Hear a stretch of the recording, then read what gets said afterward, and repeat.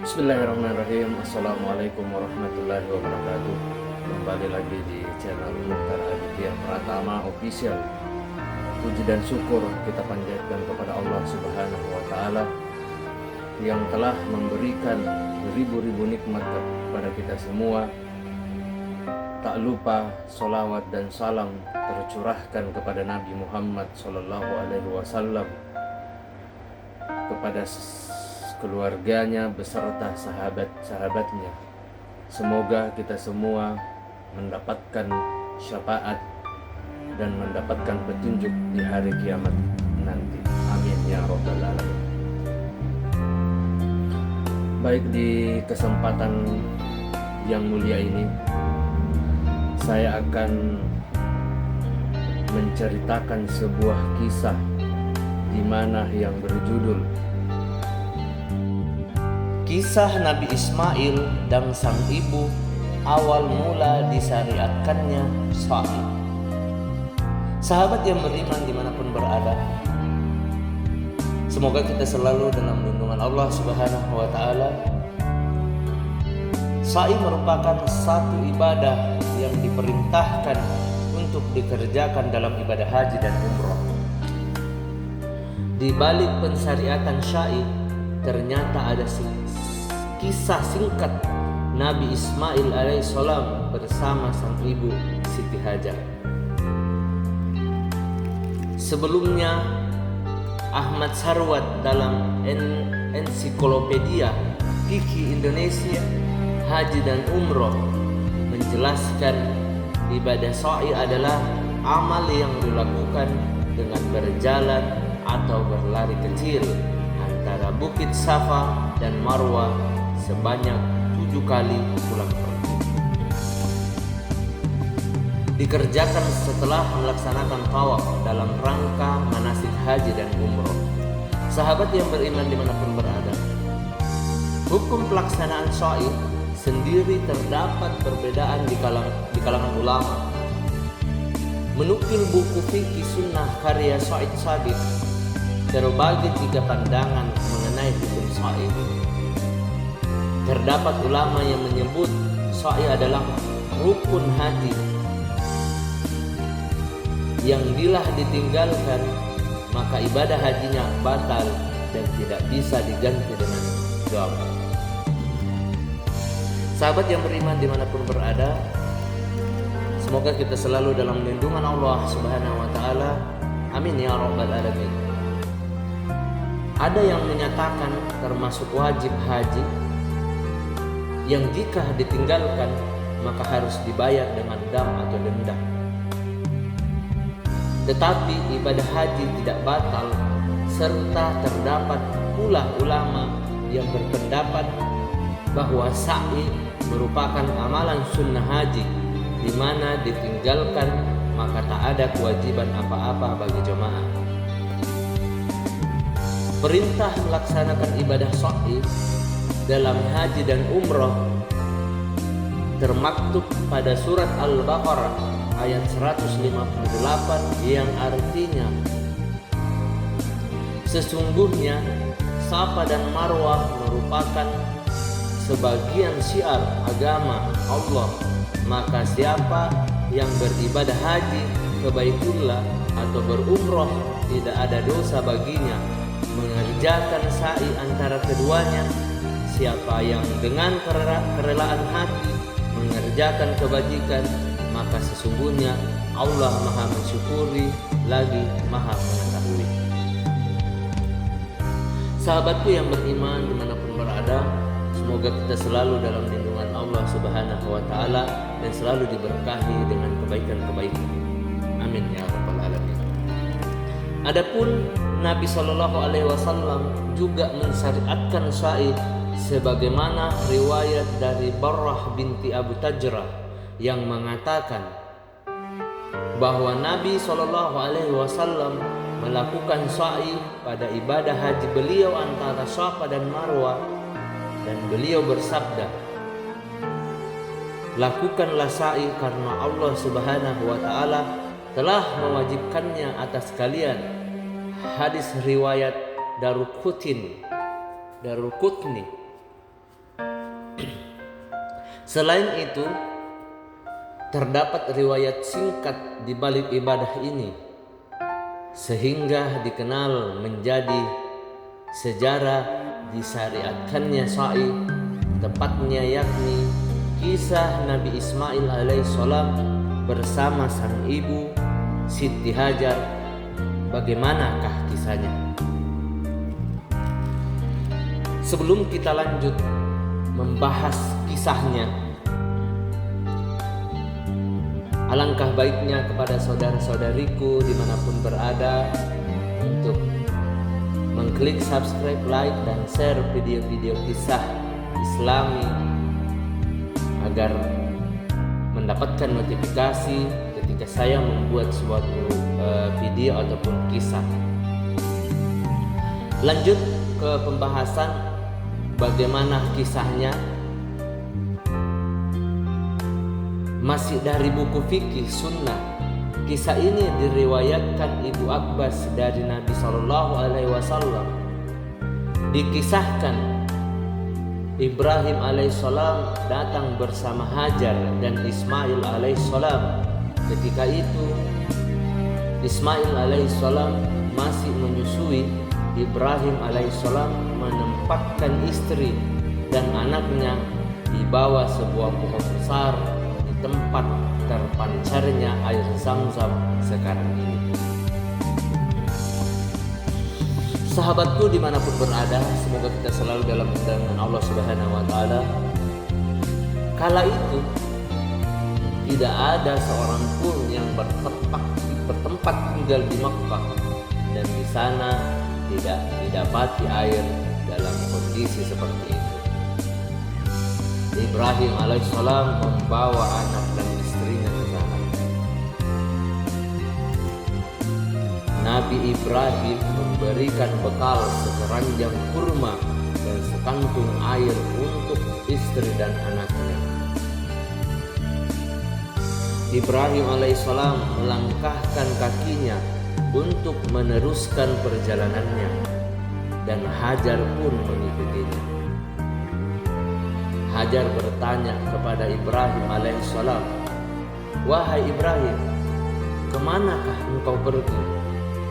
Apakah engkau meninggalkan kami di sini yang tidak ada seorang pun dan sesuatu apapun?" Hajar berulang kali mengemukakan pertanyaan itu, tetapi Ibrahim alaihissalam tidak pernah menoleh kepadanya. Kemudian Hajar bertanya lagi, "Apakah Allah Subhanahu wa Ta'ala yang memerintahkanmu untuk melakukan ini?" Nabi Ibrahim menjawab, "Iya." Hajar berkata, "Kalau begitu, Allah Subhanahu wa Ta'ala tidak akan menyia-nyiakan kami." Dalam satu riwayat disebutkan, Hajar berkata kepada Ibrahim alaihissalam, "Kepada siapakah engkau meninggalkan kami?" Ibrahim alaihissalam menjawab, "Kepada Allah Subhanahu wa Ta'ala." Hajar pun berkata, "Sungguh aku ridho kepada Allah Subhanahu wa Ta'ala." Hajar kembali ke tempat semula, sementara Ibrahim alaihissalam terus berjalan. Ketika Nabi Ibrahim tiba di bukit dan tidak dapat dilihat lagi oleh Hajar, dia menghadap ke Ka'bah, kemudian berdoa sambil mengangkat kedua tangannya. A'udzubillahi minasyaitonirrajim. Bismillahirrahmanirrahim. Rabbana inni asqantu min dzurriyyati biwadin ghairi dzar'in in baitikal muharram. Rabbana liyuqimus salata faj'al af'idatan minan nasi tawi ilaihim warsuq minas samarati la'allahum yaskurun. Artinya, ya Tuhan kami, sesungguhnya aku telah menempatkan sebagian keturunanku di lembah yang tidak ada tanamannya dan berada di sisi rumahmu, Baitullah yang dihormati. Ya Tuhanku, kami jadikanlah agar mereka melaksanakan sholat, maka jadikanlah hati sebagai manusia atau sebagian manusia cenderung kepada mereka, dan anugerahilah mereka rezeki dan buah-buahan, mudah-mudahan mereka bersyukur. Quran Ibrahim ayat 37. Sahabat yang beriman dimanapun berada, semoga kita selalu dalam lindungan Allah Subhanahu wa ta'ala. Amin ya rabbal alamin. Setelah Ibrahim alaihissalam pergi, Hajar menyusui anaknya serta makan dan minum.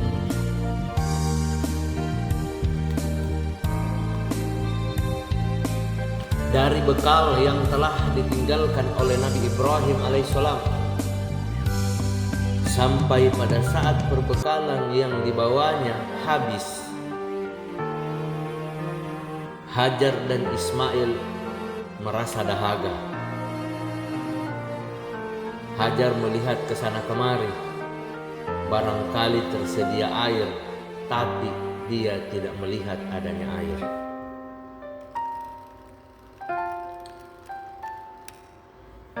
Sahabat yang beriman dimanapun berada, semoga kita selalu dalam lindungan Allah Subhanahu wa ta'ala.